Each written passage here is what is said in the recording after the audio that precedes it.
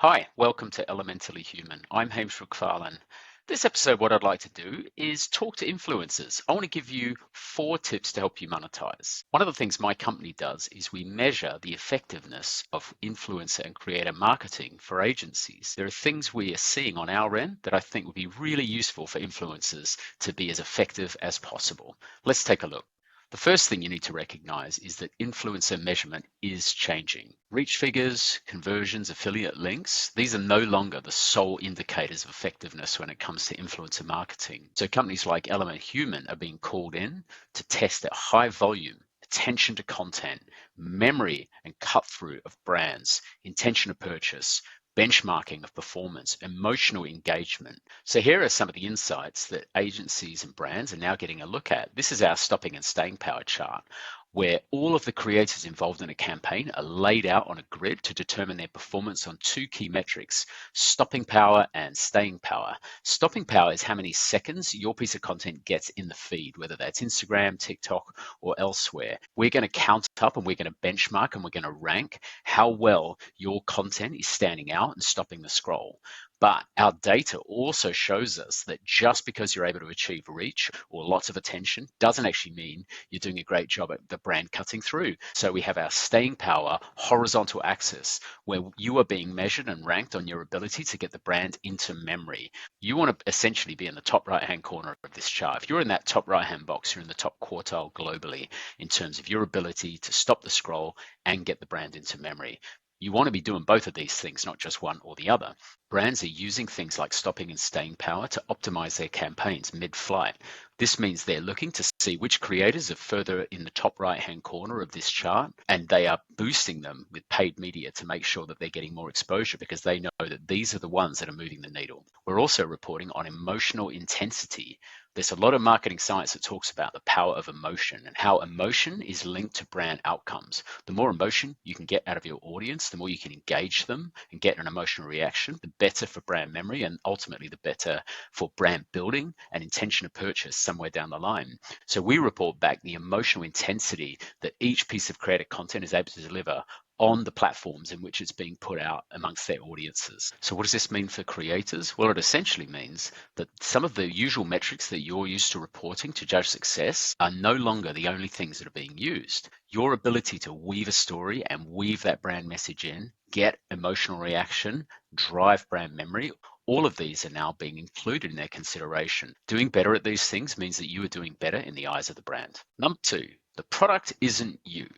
Working in the influencer industry, I hear a lot of comment about how you are the product, the creator is the product, they are creating that audience.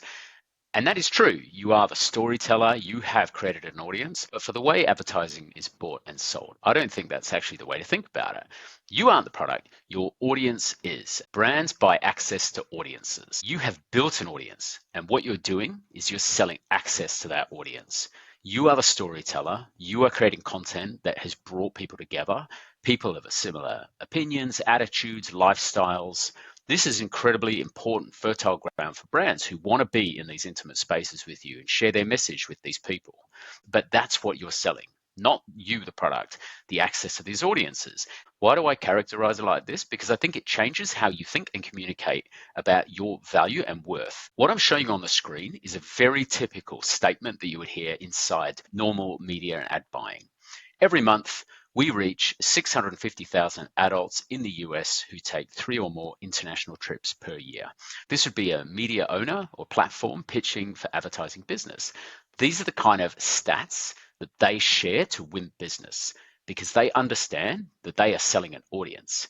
It's not the platform itself, it's who they have access to. If you're an airline, you want to reach that audience, and so you will pay for it.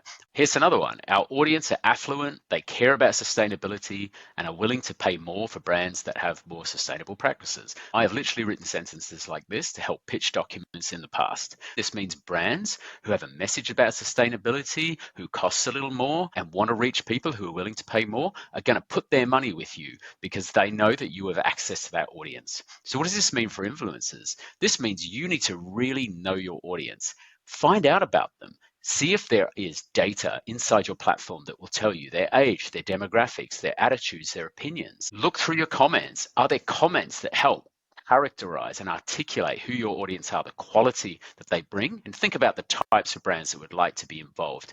I would even suggest doing a Google form and do a quick poll.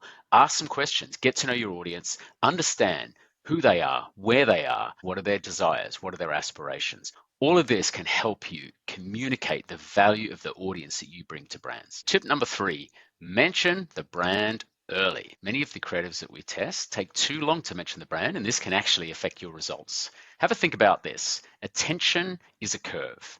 As people watch your content over time, their attention is going to decline.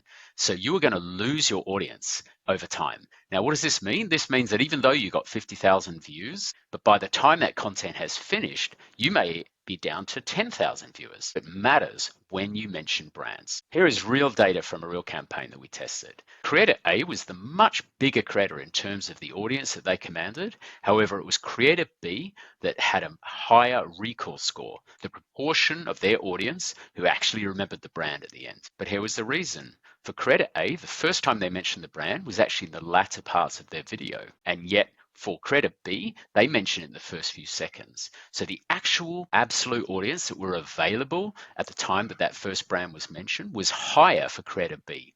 So it matters when you mention it. And this was data that went back to the brand, it went back to the agency. Tip number 4, don't split the focus. From a business perspective, one of the interesting things about creative marketing is we're not using scripts and storyboards and camera crews anymore. Instead, we have creators all around the world using their phones, using the tools made available to them by the platform.